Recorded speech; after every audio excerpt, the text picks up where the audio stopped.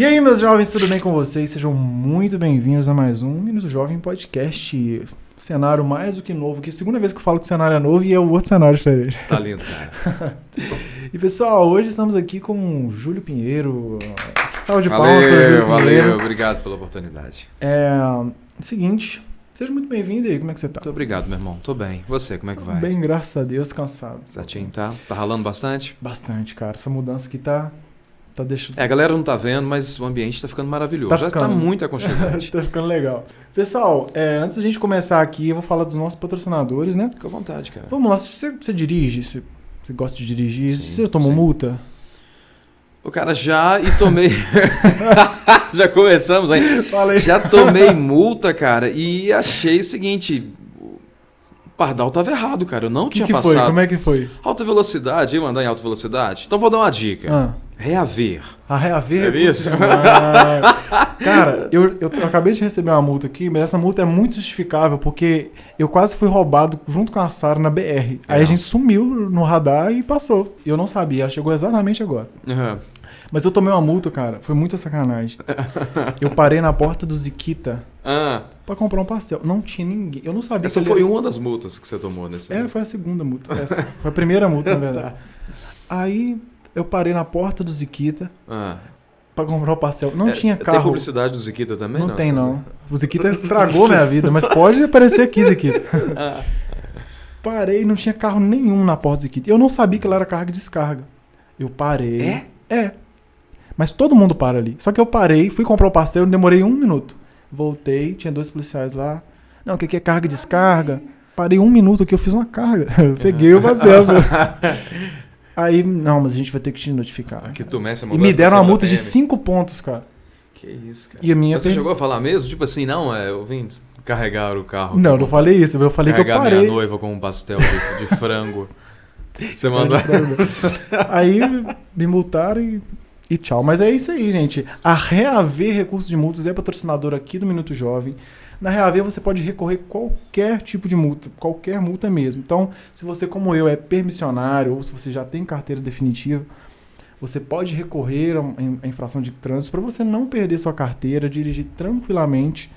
Procure a Reaver, estão aqui com o Instagram, rede social, tudo aqui certinho. Tem um QR Code na tela para você falar diretamente com eles. Então, se você foi multado, procure a Reaver, tá bom? E o nosso outro patrocinador, que é a Ravel Higienização a Vapor. A Ravel é pioneira aqui na cidade em higienização de veículos a vapor, somente a vapor.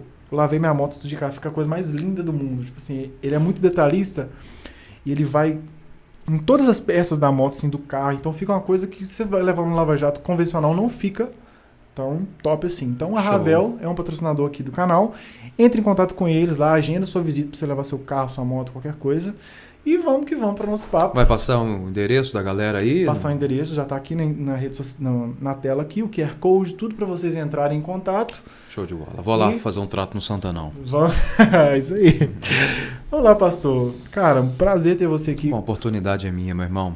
Antes de começarmos, bom, já começamos, né? Os queridos sabem, né, que sou pastor de jovens da Igreja Batista Glória do Calvário. Abraço aí ao meu pastor Jorge, a minha esposa, aos meus filhos, aos meus irmãos, a minha mãe, meu pai, você não, meu pai já partiu.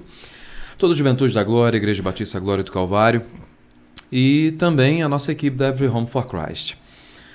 Eu sou de uma junta missionária sem denominação, interdenominacional, sem fim lucrativo, e todo o nosso material destinado ao trabalho de ganhar almas, tudo feito para um não crente. Então trago um abraço da nossa igreja, as orações aqui por toda a equipe do Minuto Jovem, a você Mateus e a você Sara, em nome, né, do nosso querido pastor Alessandro Aleixo, do pastor Fábio Torres, eu lhes trago esse presente. A você, Sara e Mateus, a Bíblia Sagrada na VFL, versão fácil de ler. Muito obrigado. Receba com carinho. Não coloquei dedicatória porque o que está escrito aí dentro é muito mais valioso do que qualquer coisa que eu possa aproveitar. Você vai amar essa versão. Ótimo. Parceria aí da Every Home for Christ, também com a Liga Bíblica Internacional. E o que é essa Every Home for Christ? Every Home for Christ. Every Home? Every Home. Every Home. Toda casa ou cada casa para Cristo. Sim. Nós acreditamos que a obra da evangelização só é possível se nós quebrarmos todas as barreiras de placas denominacionais e nos unirmos somente em unidade, Bacana. a gente consegue alcançar cada casa. E dentro dessa proposta, a Every Home crê. Realmente, do fundo do nosso coração, nós acreditamos que daqui a 20 anos nós vamos alcançar todos os lares do mundo inteiro. Para honra e glória do Senhor Amém. Jesus, a gente Glória vai a Deus. conseguir. Então receba com carinho um presente. E como que é esse movimento? Eu não sei. Every Home for Christ está presente em quase todos os países do mundo. Né? Nós temos o nosso diretor aqui na América Latina, eu acabei de citar, né? Pastor Alessandro Aleixo.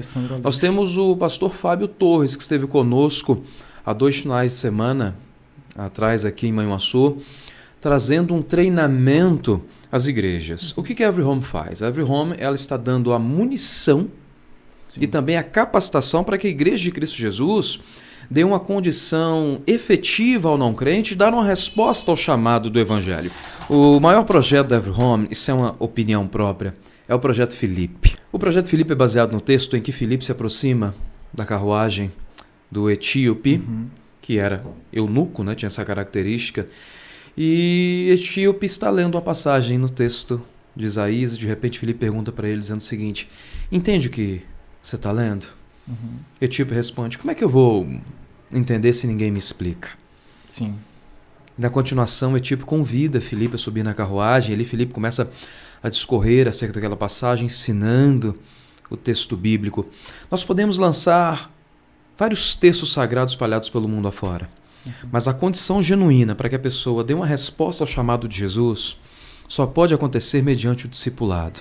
Nós podemos colocar Bíblias em todos os hotéis, nós podemos colocar Bíblias em todas as igrejas, em todas as bibliotecas, mas é necessário que alguém, usado pelo Espírito Santo, se aproxime dessa pessoa e discipule, ensine, revele a Sagrada Escritura mediante o ensinamento do Espírito Santo. Então, a Every Home, além de capacitar a igreja para ir de casa em casa, para discipular as pessoas individualmente, a Every Home também fornece esse material. A Every Home tem um parque gráfico próprio dela, aqui no Brasil e outros arredores do mundo. Esta Bíblia, por exemplo, foi impressa pela Every Home for Christ. E todos os outros materiais que são fornecidos às igrejas que entendam essa proposta, esse chamado realmente de evangelização. Vale a pena conferir. Se for possível, querido, queria até te pedir essa oportunidade de colocar, né, aí nesse podcast o nosso endereço no Instagram para que você acompanhe aí a Every Home for Christ e conheça um pouco mais acerca do nosso trabalho. Um abraço aí, Alessandro Aleixo, também Fábio Torres e toda a equipe a Bíblia, né? da Every Home for Christ. Não, legal. E esse material, como que é feita a distribuição dele? É gratuitamente? Querendo ou não, tem que ter um incentivo por trás. Claro. É lógico que alguém investe. Sim, é isso. É lógico que alguém tem que investir. Mas, inicialmente, a Every Home não se preocupa diretamente em angariar recursos, mas almas. A Every Home trabalha num tripé, que é oração, evangelização e o discipulado. Sim. Nós entendemos, Mateus, que nada à sombra do evangelho cresce ou prospera senão à sombra da oração. Estão debaixo da oração. Então a Every Home pelo Brasil, pelo mundo inteiro, cria a muralha de oração para que as pessoas realmente vejam o Evangelho de Cristo prosperando em todas as nações. Sim. Nós somos milhares espalhados pelo mundo inteiro, orando diariamente por missões, por evangelização, e todos os dias nós nos reunimos em torno de um determinado país.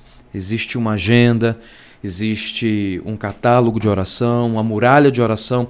Por exemplo, vamos supor, hoje, dia 23, é isso? Todos nós estamos orando pela Escócia. Então, a Every Home espalhada no mundo inteiro está orando pela Escócia, pelos seus evangelistas, pelos seus missionários. Então, é assim que funciona. Não, bacana, cara. Qual que é a barreira hoje que você vê nesse projeto, até mesmo aqui na cidade? Qual que é a barreira de entrada para uma pessoa, para pregar para uma pessoa? Qual é a dificuldade de pregar para uma pessoa, seja desviada, seja uma pessoa que nunca ouviu de Jesus, até mesmo para os próprios cristãos no Brasil? Então é lógico, agora eu vou falar como pastor e não como coordenador da Every Home aqui em Minas Gerais. E também não falo em nome de toda a igreja onde eu congrego, onde eu pastoreio, não é? Aqui eu vou dar uma opinião própria. Sim, ótimo. Eu estou dizendo, Júlio Pinheiro está dizendo. O primeiro grande problema é que as pessoas se sintam aptas, capacitadas para fazer. Tá. Conhecimento bíblico, conhecimento de quem se fala é muito importante. Como é que as pessoas vão falar de Jesus se elas não o conhecem? É o primeiro ponto.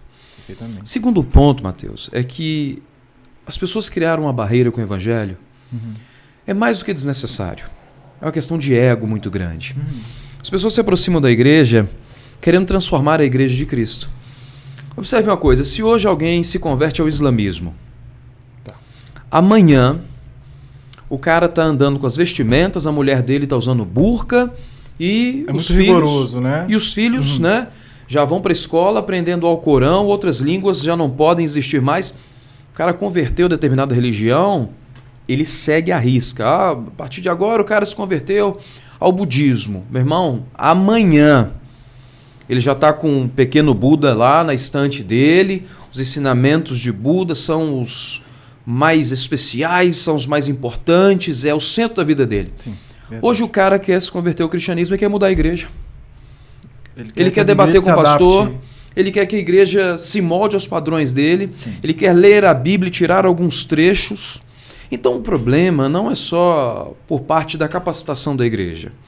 É que as pessoas hoje se sentiram no direito de mudar o cristianismo e colocá-lo dentro dos moldes que elas se adequam. Sim. E elas acreditam ser o certo.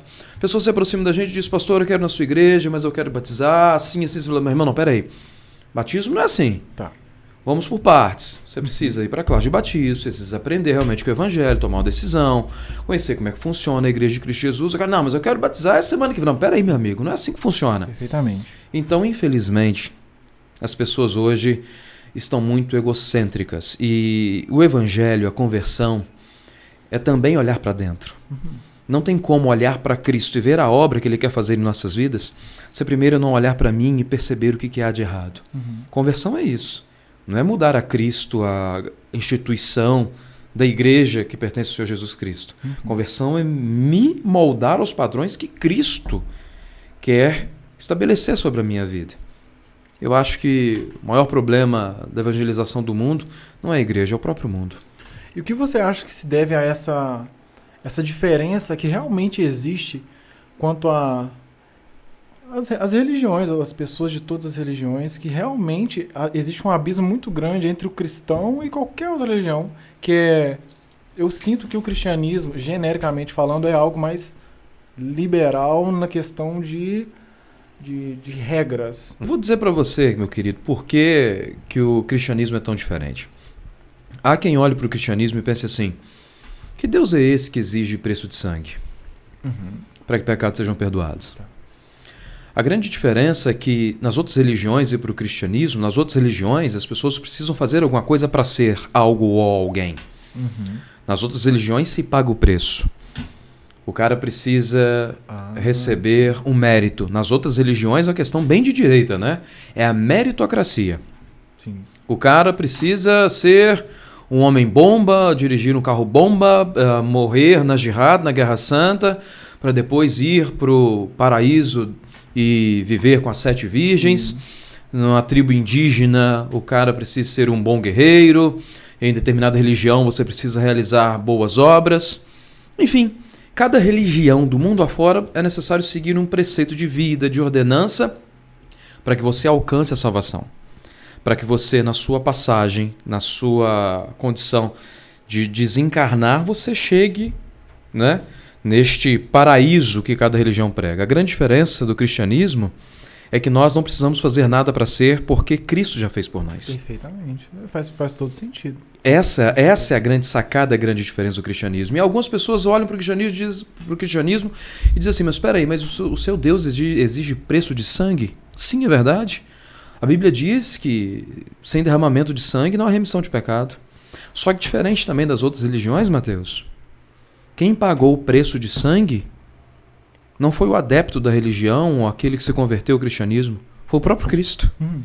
Então ele exigiu o preço de sangue, ele mesmo pagou a conta. Então eu acredito e vivo como cristão, porque eu creio sim que o cristianismo é a religião verdadeira e a vontade de Deus para toda a humanidade. E não há como contrariar os preceitos que Cristo mesmo estabeleceu. É de fato a religião mais perseguida?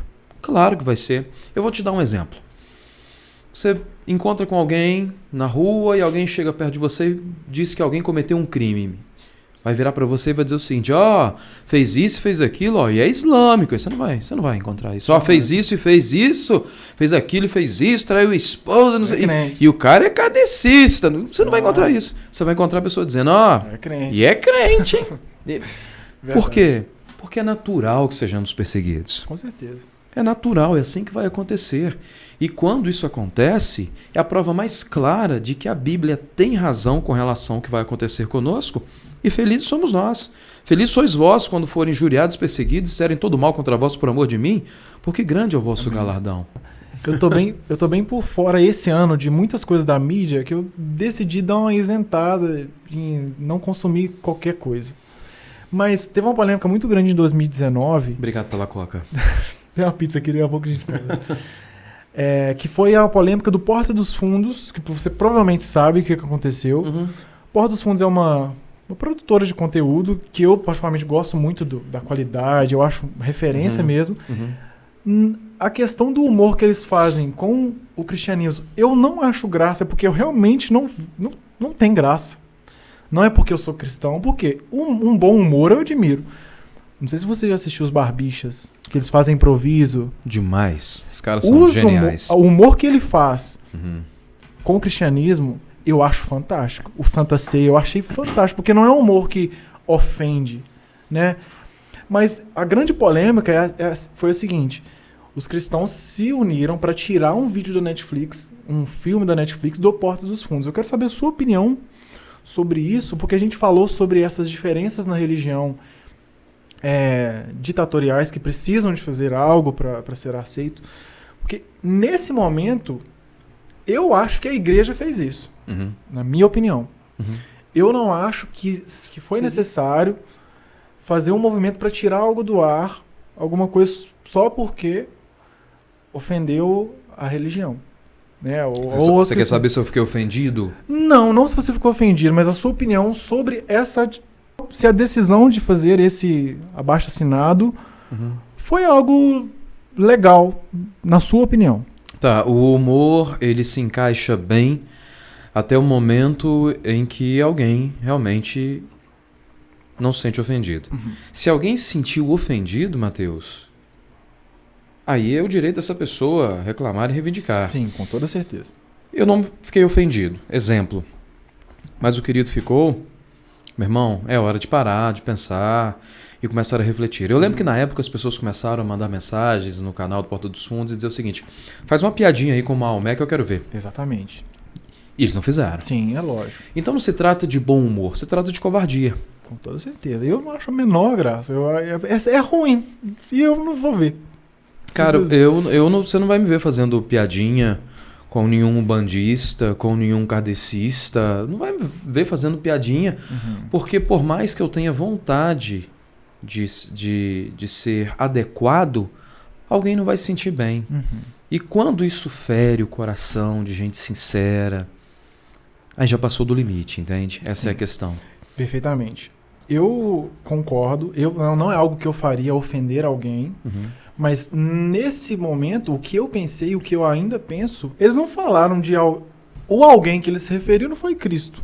Então eu acredito que as pessoas, com toda certeza, tomaram a dor de Cristo. Mas essa explicação, por exemplo, de faz uma piada com o islamismo. Só lembrando que Cristo, em nenhum momento naquela ocasião, se sentiu ofendido. Exatamente isso que eu queria entrar. Ele não precisa de defesa. É isso aí. Cristo não precisa de defesa a tal ponto que a igreja se levante para defender o nome dele nem a honra dele. Os caras chegaram para Jesus e disseram o seguinte: você expulsa demônio com a ajuda de demônio. Jesus disse: um reino dividido, meu irmão, ele subsiste, não tem condição.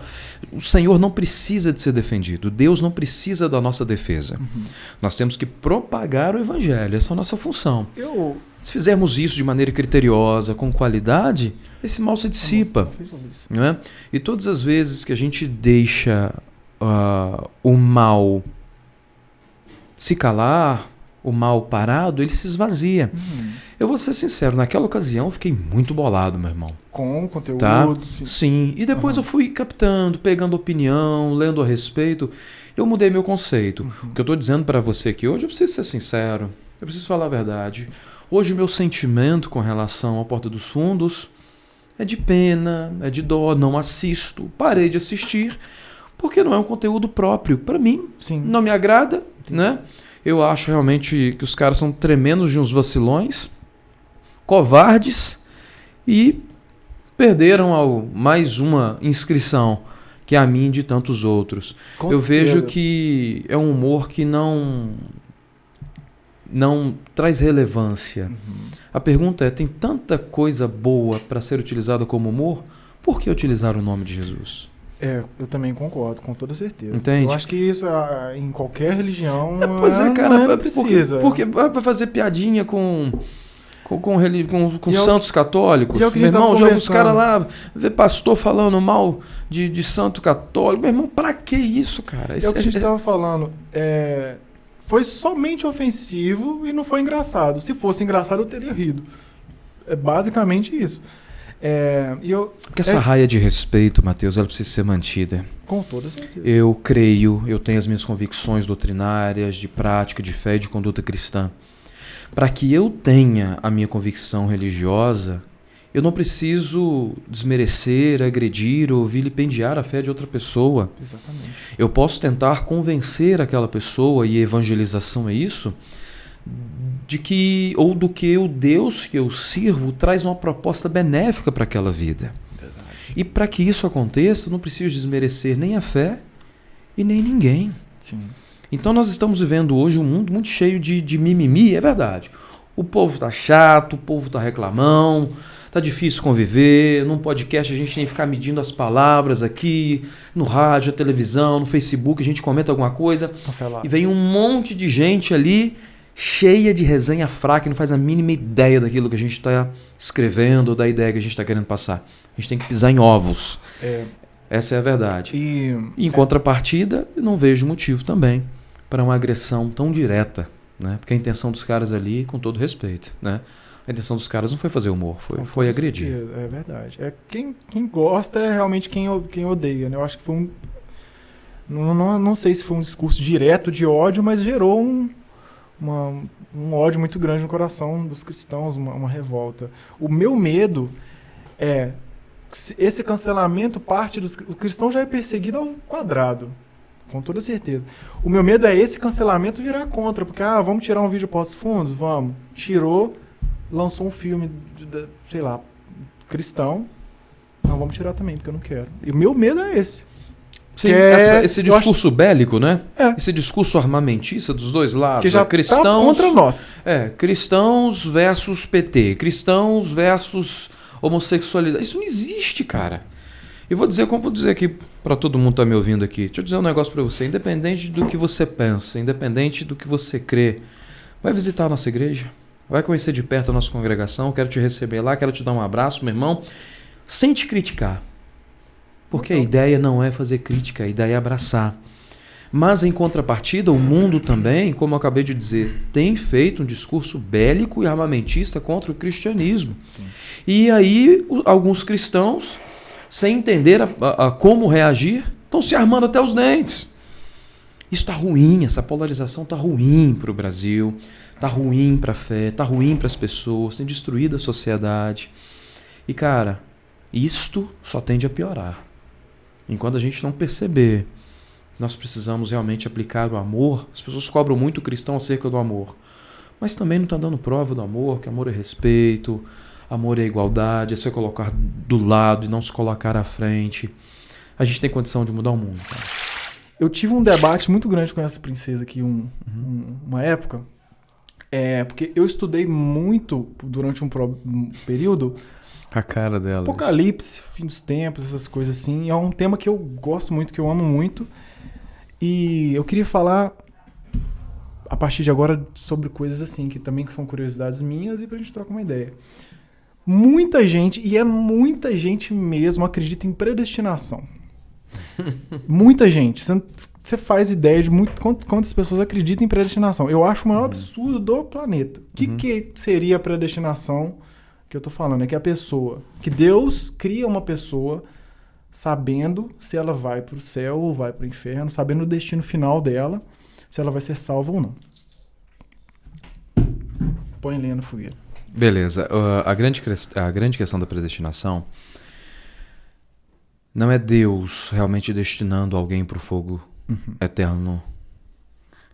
A questão é que o nosso Deus é presciente. Sim. Ele sabe de todas as coisas. Então, é muito pesado eu acreditar num Deus que seria tão sádico ao ponto de criar alguém para sofrer. É isso que não encaixa. É isso que é pesado. Mas que eu não tô falando dela, não tô falando que... Não. Okay. Você vai brigar comigo depois. Você vai brigar comigo depois.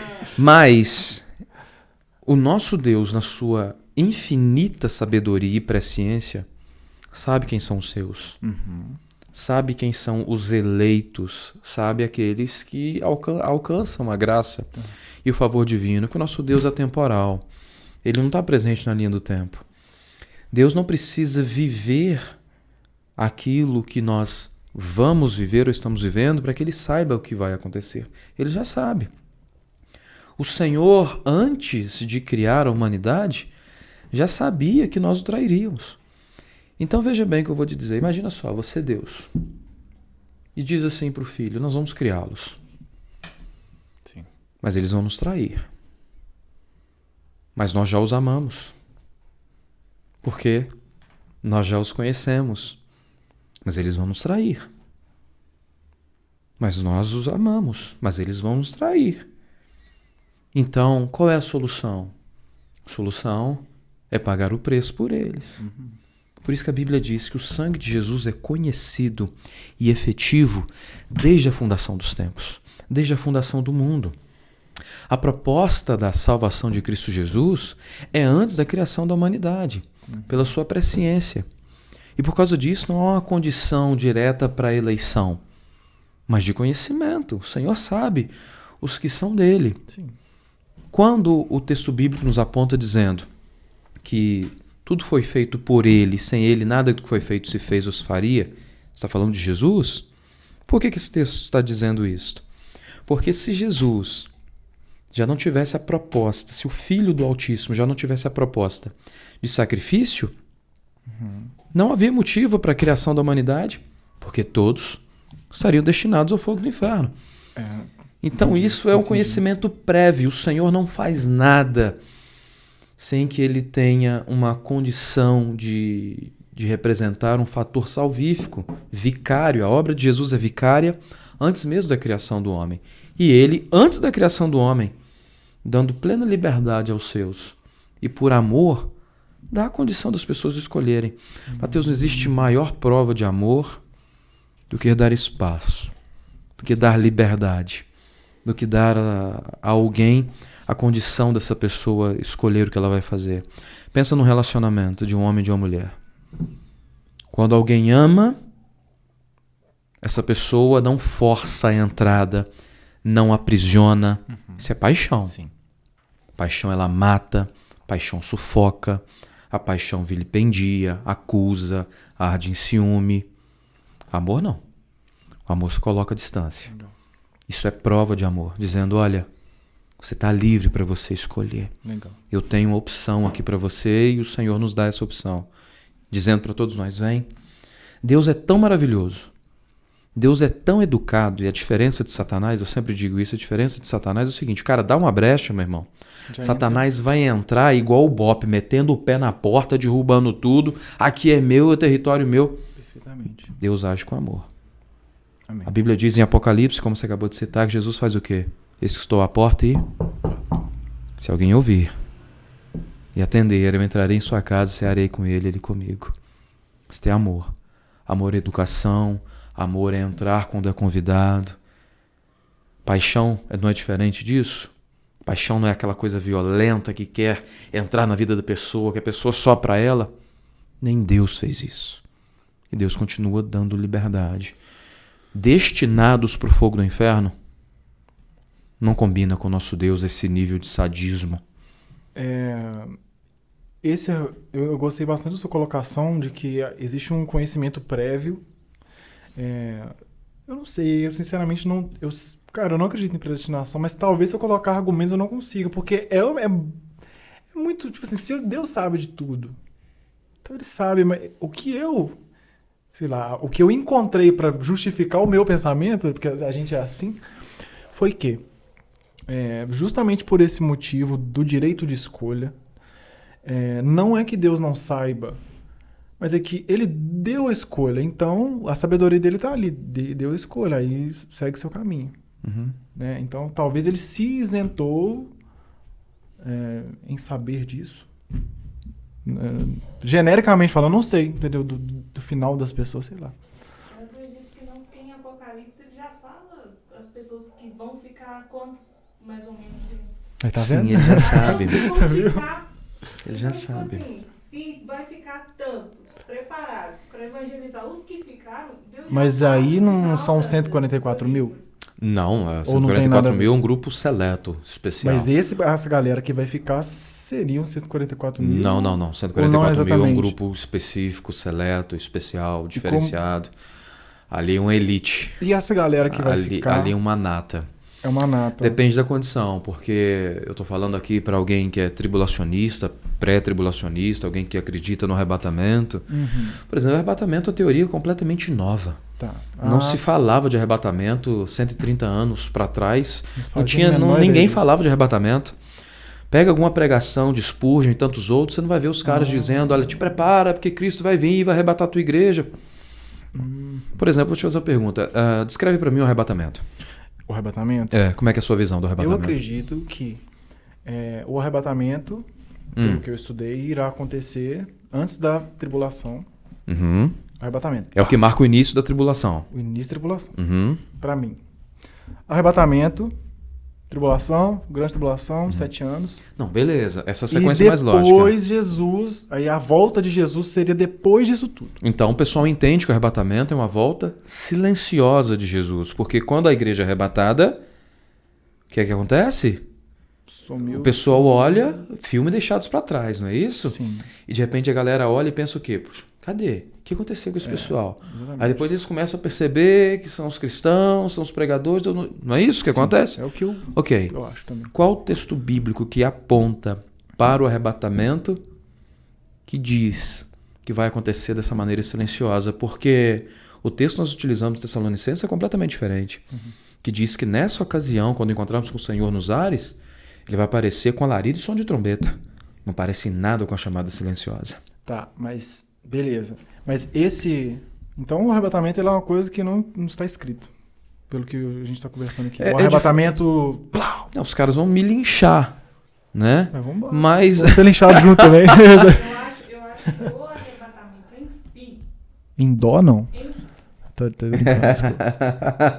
não está descrito na Bíblia. Aham. Eu acho que o que está descrito na Bíblia é o que a gente vai passar tudo antes de tudo acontecer. Por exemplo, vai ter um período de grande paz, com um governo muito bom, que Aham. todo mundo vai amar, vai idolatrar o cara. E que não é... Aí que vão começar a aparecer as merdas. Com todo mundo aqui. Com todo mundo aqui. Então ninguém é isento de nada. O que você está dizendo é isso. Tipo assim, até o Tem os níveis da situação. crente...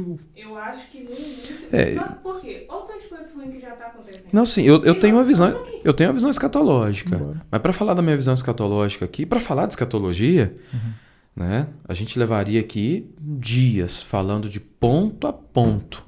O pessoal que está assistindo aqui na terça-feira que vem já... O pessoal que está aqui na terça-feira que vem já estamos conversando há 5 dias. Então, para falar de escatologia, a gente teria que citar, vamos começar a falar do período pré-arrebatamento, se é que o arrebatamento vai acontecer. Tá. Então depois a gente entraria no arrebatamento. Depois, aliás, antes disso, a gente teria que falar de quê? Ou de quem? Da aparição do anticristo, que por enquanto estaria disfarçado. Sim. E tem gente que vai apontar dizendo o seguinte, não, mas o anticristo realmente se revela depois do arrebatamento, porque com o arrebatamento vai haver uma grande crise mundial.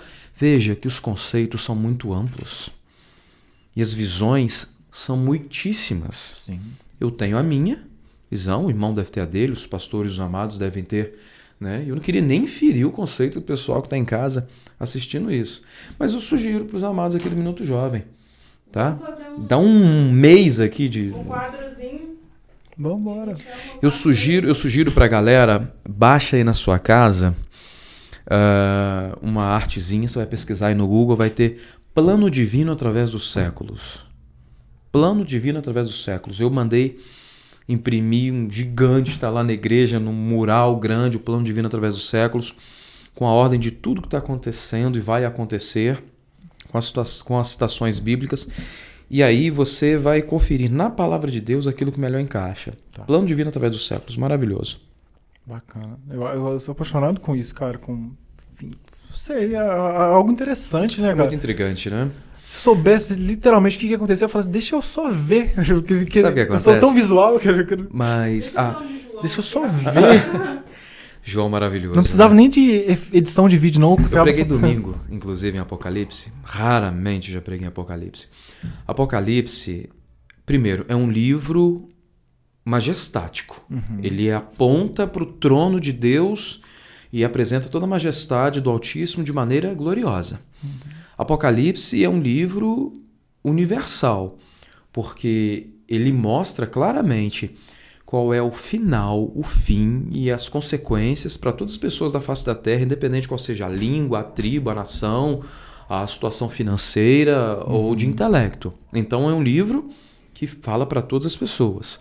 Apocalipse é um livro que tem como centro Jesus. Nada mais importa em Apocalipse senão Jesus. Apocalipse é o livro que mostra de maneira clara a vitória de Jesus Cristo e a vitória triunfante da igreja de Jesus sobre o mal. Sim. Apocalipse mostra de maneira clara quais são as bênçãos, quais são as consequências de viver para Cristo. Apocalipse mostra de maneira clara qual é o fim, quais são as ações derradeiras da destruição do mal e do pecado. Apocalipse é um livro que põe medo às gentes, às pessoas, mas que dá ao cristianismo a sensação e o gosto, o prazer da vitória de maneira antecipada. Porque ali em Apocalipse é que está descrito tudo aquilo que vai acontecer com a igreja. A vitória de fato de Cristo. Quando João começa a ter a visão de Apocalipse, João ouve uma voz como alguém com som de trombeta. João olha para trás, meu irmão, e vê um cara andando no meio de 7 castiçais, segurando 7 estrelas na mão, com os olhos de fogo, com os pés de bronze, com uma túnica branca até os pés, com um cinto de ouro no peito, com um cabelo branco como a lã branca, parecendo neve, e mal João conseguiu olhar para a face de Jesus, porque o rosto dele brilhava como o sol ao meio-dia, no alto da sua resplandecência, e ele ainda conseguiu olhar e perceber olhos como se fossem chamas de fogo, e perceber que uma espada afiada saía de sua boca. Então eu estava dizendo domingo para os queridos, João conhecia Jesus como?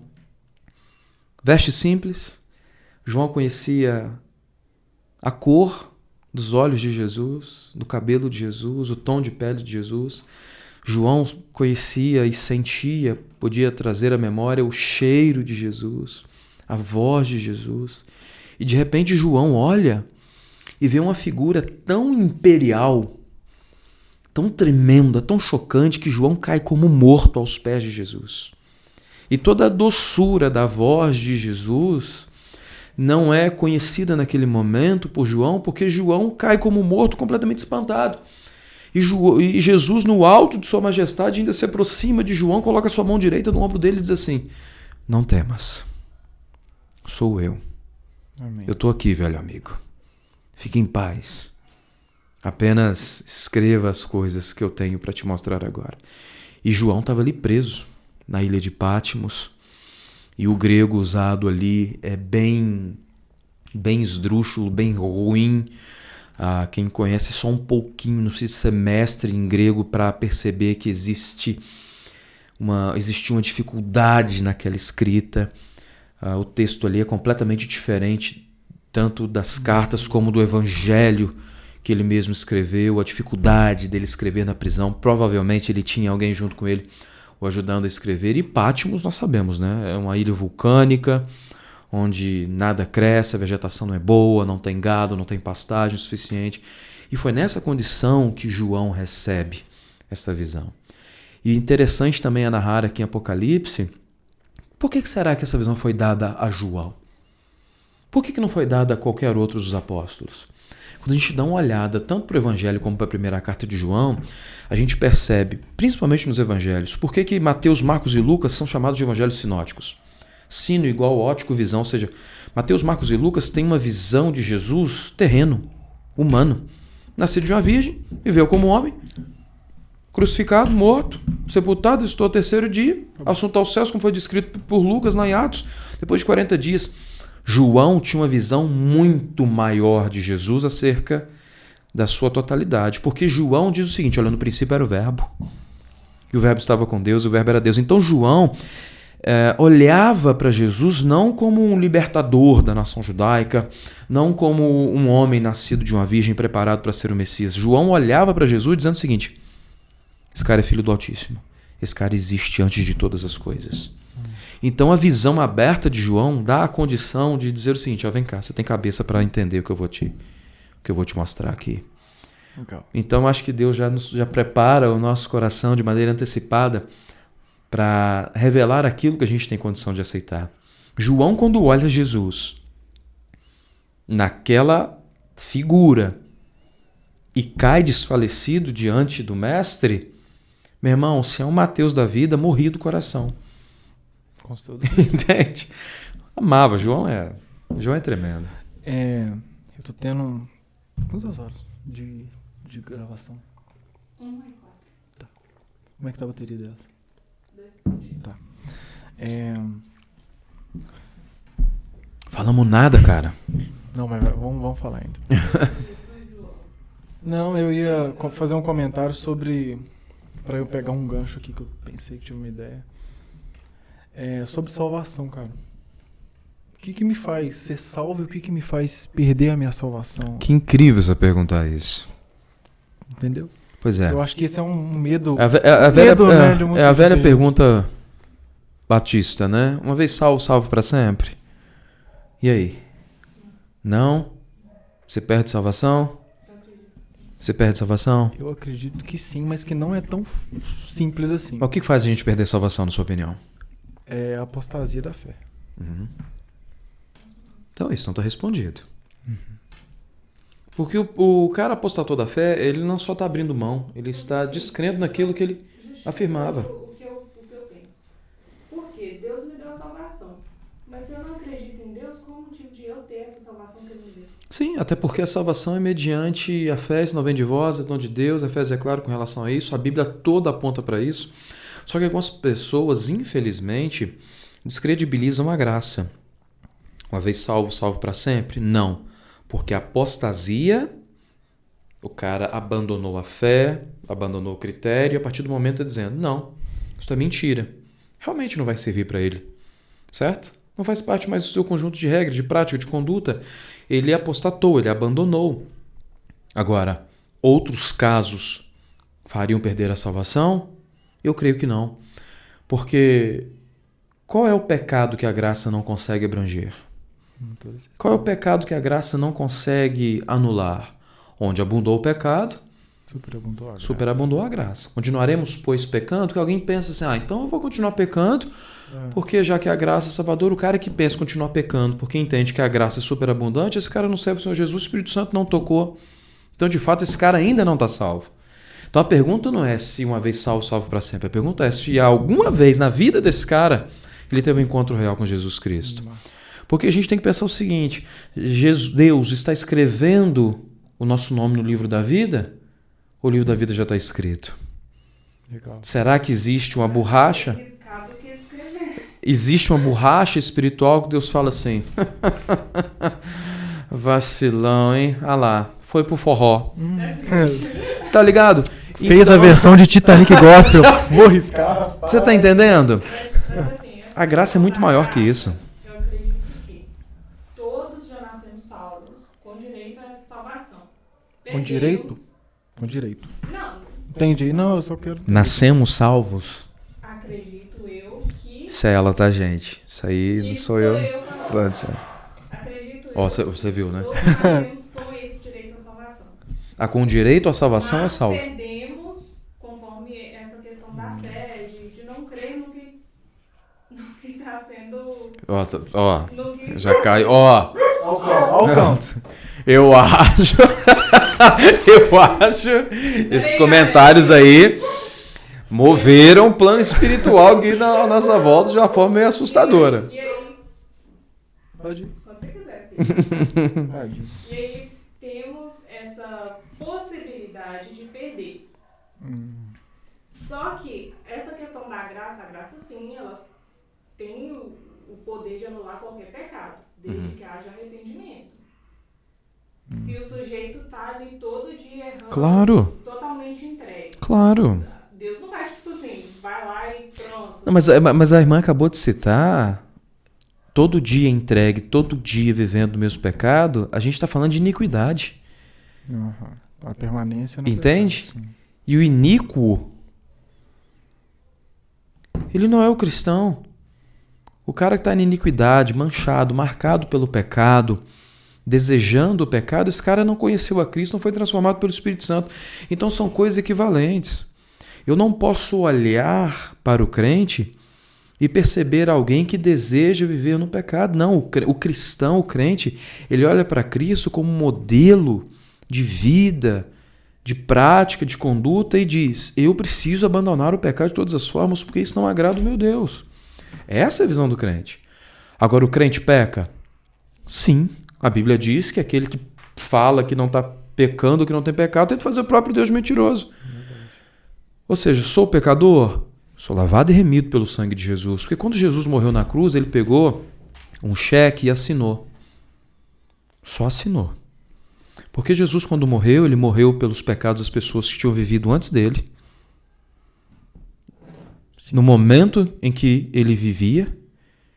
E o que é pior, ele estava morrendo e padecendo, derramando o sangue dele por pessoas que viriam depois da sua morte e ressurreição. Então ele assinou um cheque em branco. Embora ele sabia o peso do pecado de todos nós que estavam sobre os seus ombros. Então o cara que olha para Cristo, entende o plano de salvação e fala: meu irmão, acabou. Acabou. Sou nova criatura, as coisas velhas já passaram, isso que tudo se fez novo. Então eu vivo agora, não mais eu, mas Cristo vive em mim.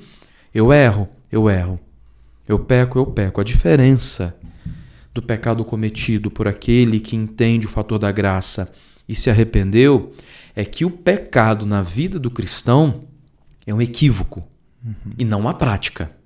É um erro, né? É um erro e não uma conduta. Isso aqui é um erro. Eu acredito que a salvação ela é consciente. Então eu tenho que saber o que eu estou fazendo para ser salvo, né? A não ser na época de ignorância, né? Eu vou te contar um negócio que aconteceu comigo aqui, cara. Só para dar uma pimentada aqui no bate-papo, que vocês são muito gentis. Pensei que vocês pegariam mais pesado. Aí nos próximos episódios. Então tá. Ali no templo nós já fomos não assaltados, né? Acho que assaltado é um negócio mais de na mão dura mesmo, né? Nós fomos roubados algumas vezes ali. E em uma ocasião, o meu carro foi forçado, quebraram, né, maçaneta, não deu para abrir mesmo assim. O cara arrancou um vidro de trás e pegou o som e a caixa de som, que era da igreja, que eu rodava fazendo divulgação, o cara levou.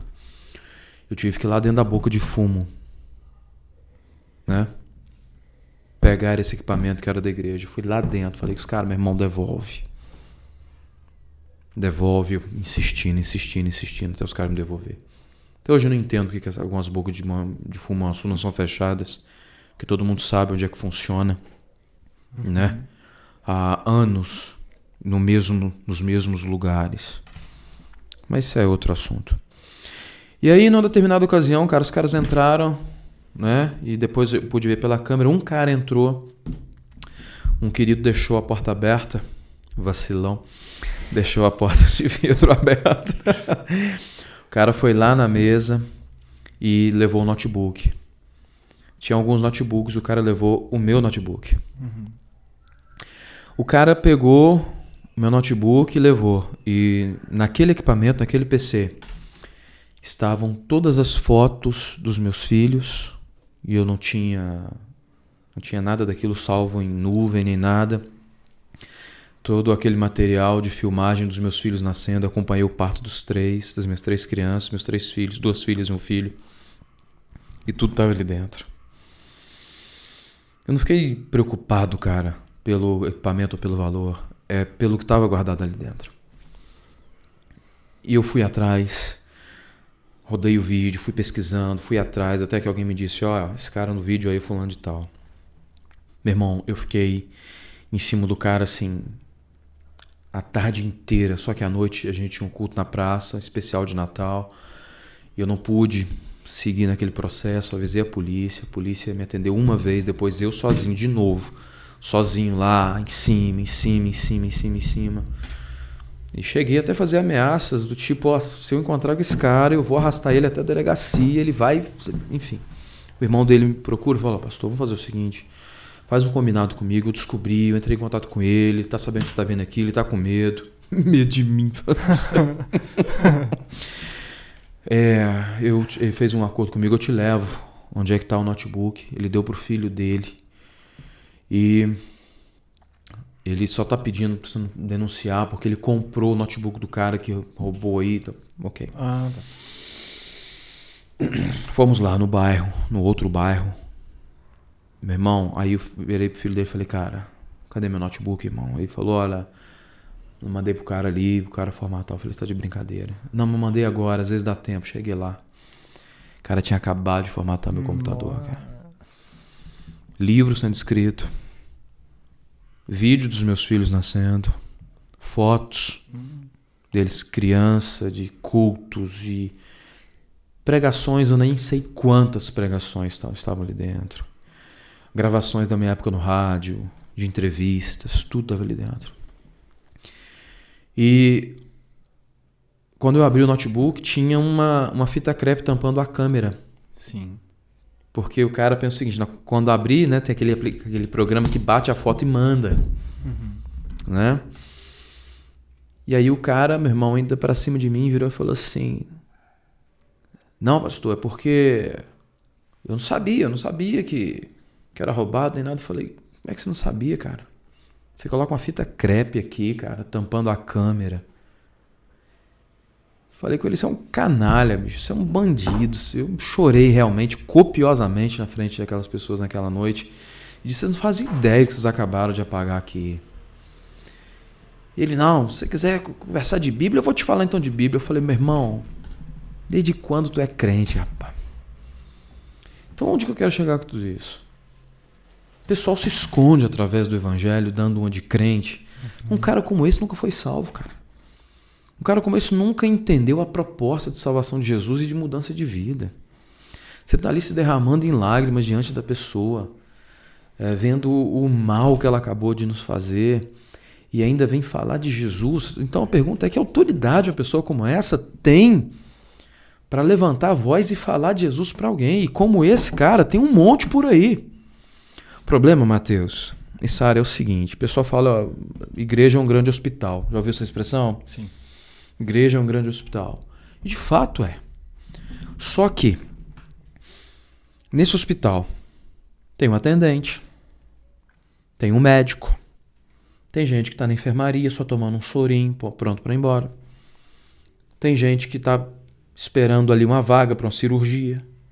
Tem gente na UTI quase morrendo, recebendo cuidado médico. Então, nesse hospital que é a igreja, tem paciente de todos os tipos. E tem médico, tem enfermeiro, tem atendente, tem o pessoal da contabilidade, tem todo mundo. O problema é que, às vezes, o médico formado, o cara que está separado ali para ser médico, para atender as pessoas, o cara está cansado e sai antes da hora e deixa ali em cima da mesa o jaleco dele e o estetoscópio. Entende? Aí passou um doente, passou o cara que precisa de tratamento e olhou para dentro do consultório médico e está falando o seguinte, olha lá, o médico saiu. Tem um monte de gente para ser atendida aqui, o médico não está lá. E o cara, além de ser doente físico, emocional e espiritual, o cara também é doente mental e entra lá, ele entra no consultório, vê o jaleco, o estetoscópio, coloca o jaleco, o estetoscópio e está lá atrás da mesa. Esperando um paciente passar e olhar lá para dentro e achar que o cara é médico. Aí passa um paciente, o cara está de jaleco, o cara está de estetoscópio, o cara tem toda a aparência de médico. Sim. E aí, meu irmão, entra um cara doente. E aquele cara que não é médico, que é doente, que está usando a roupa do médico, começa a receitar. Começa a receitar o quê? Nada a ver. Remédio que vai matar. Remédio que não vai servir, que vai destruir. Sim. E é isso que tem acontecido. Então o problema também não é só o cara ser cristão ou não cristão. A sua primeira pergunta foi qual que é o grande problema hoje no processo de evangelização. E eu disse que era a capacitação da igreja, era o primeiro grande problema, depois o ego do mundo. Capacitação só pode dar quem é capacitado. E tem um monte de médico não formado nesse hospital receitando remédio que ele também não tomaria. E é isso que tem matado, cara. Entendi. Sinistro isso, né? Massa, cara. Antes de fazer o que eu queria fazer, eu agradeço demais a sua presença aqui. Vamos vir semana que vem. Vem quando você quiser. Cara, as portas estão abertas aqui. Não acabou ainda não. Nada. Tô brincando. Eu que agradeço. As portas estão abertas para você. Se você quiser fazer um programa extra aqui, eu abro as portas aqui para você, pra gente fazer semanal. Não tem problema nenhum. Pra gente conversar com... falar sobre o arrebatamento. A gente pode fazer sim. Fiquei meio curiosa. Não, eu gosto demais, cara. Eu não, seu pastor vem em cima de mim igual uma Chama ele também. caninana. Chama ele também. Fazer um debate, Ele não é boladão, não? Tô brincando, assisti o podcast dele aqui, massa. Ele é um cara massa demais. Massa, amei o podcast dele. Eu acho que nesse aqui Dá um abraço nele por mim, porque eu gostei das palavras dele aqui. Não entramos em assuntos, tipo assim, nada, eu acredito que nada teológico, nada assim, até mesmo com o meu conhecimento bíblico, teórico, assim, é bem fraco mesmo. Mas vamos, nas próximas semanas, eu estou aberto a aprender, a entrar em coisas que eu não sei. E eu queria fazer uma coisa aqui, cara. A gente falou de fim dos tempos, de arrebatamento. Queria tirar um momento pra gente orar. Né? Cara, você está orando pela gente, pelas pessoas que estão assistindo. Pô, super de Deus. Eu senti essa vontade saindo da minha casa, vindo pra cá. Hoje, quando... Eu acordei num susto muito grande hoje, Sara. Vou te explicar por quê. Eu vim pra cá muito nervoso. A gente fica nervoso, né? Pô, vai lá no podcast, os caras são espertos, as meninas são espertas, mas vocês são muito receptivos, o que tranquiliza a gente. Mas sabe quando você vai começar a falar e você treme assim o lábio, você fica com a língua seca assim, então foi tudo. Aí você colocou essa Coca-Cola aqui, eu falei, puxa, graças a Deus. Não, eu sou assim pra pregar, cara. Eu vou pregar, eu fico nervosaço. Sou pregador há uns 12, 13 anos e dia 30 agora, 8 anos de ministério pastoral. E tenho nervosismo para pregar até hoje. Dá dor de barriga, irmão, para pregar até hoje. Toda vez eu não consigo. Agora já acostumei a ficar nervoso e pronto. Mas hoje, na parte da manhã, da madrugada, né, pensando, orando, eu escuto meu filho mais novo, ele sai do quarto dele. Tá acabando a bateria aí? Não. Dá tempo? Dá, pode. Só um testemunho breve. Eu escutei ele tossindo de uma maneira bem estranha. Eu falei, que isso? Tosse assim, né? Bebê de 3 aninhos. Mas tá tranquilo, tá respirando bem. E aí hoje, minha esposa tinha saído já pro colégio para trabalhar. E ele acorda assim, Matheus, olha, olhando para mim. Bosta, tá legal aí? Tá beleza, então. Ele olhando pra mim, né, sem conseguir respirar. Eu falei, misericórdia. Minhas 2 outras filhas no quarto, né, delas. Já peguei o Antônio, já abracei o Antônio, calcei o tênis e falei, vai pra casa da vovó agora. Uhum. Uma de 7, uma de 8, né, de 7 e uma de 4 anos, cara.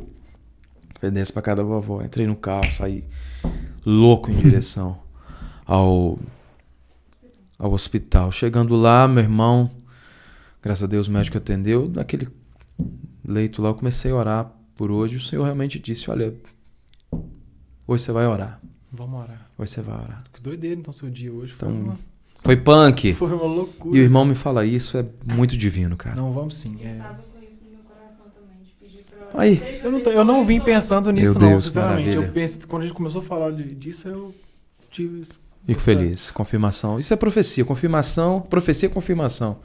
Não é isso que te digo, varão. Não, é Deus falando, olha, tá vendo?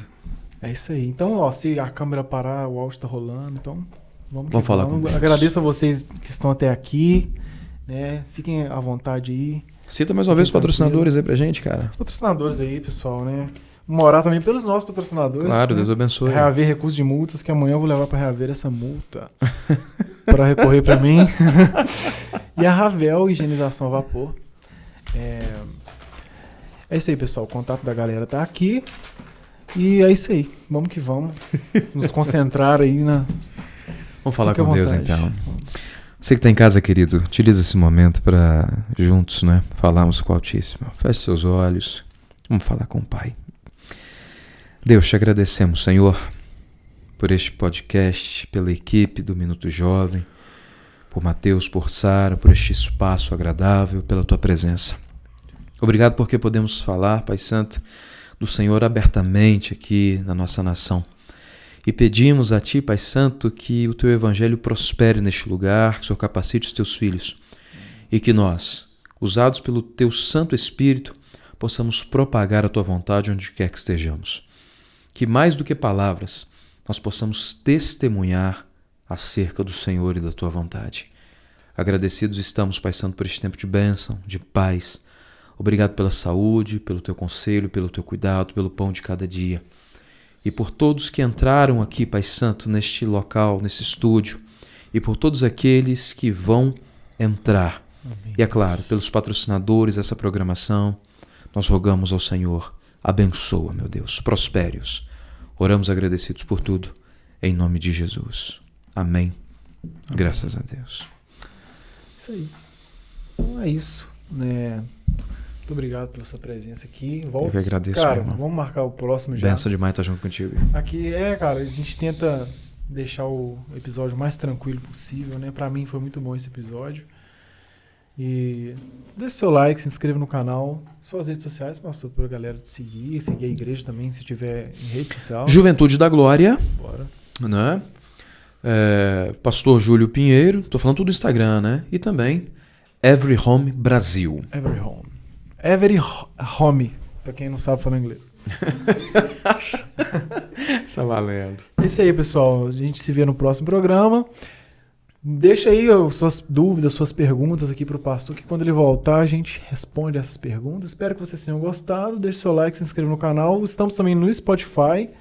Então, se você quiser só ouvir e ouvir de novo, colocar dentro do carro aí, no fone e dar uma passeada. É isso aí. Deus abençoe vocês. Tchau, tchau. Valeu. E se você quer ver o pastor no próximo episódio falando sobre... Escatologia. Fazer um quadrozinho aqui, né? Sobre Escatocast. o arrebatamento, deixa aqui embaixo. Scatocast. Valeu.